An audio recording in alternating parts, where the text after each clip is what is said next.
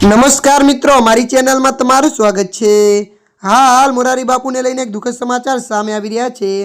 કથાકાર મોરારી બાપુએ તાપી જિલ્લાના સોનગઢમાં આયોજિત એક કથા દરમિયાન દાવો કર્યો હતો કે રાજ્યની સરકારી શાળાઓના શિક્ષકો ધર્મ પરિવર્તન પ્રવૃત્તિમાં સંડોવાયેલા છે અને આ ટિપ્પણી બાદ ગુજરાતના શિક્ષણ મંત્રી પ્રફુલ પાનસેરીએ આ દાવાઓની તપાસ કરવાનું વચન આપ્યું છે।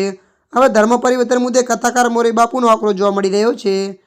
ત્યારે મિત્રો મળતી માહિતી અનુસાર વધુ જણાવી દઈએ કે કથાકાર મોરારી બાપુની તાપી જિલ્લાના સોનગઢમાં રામકથા ચાલી રહી છે।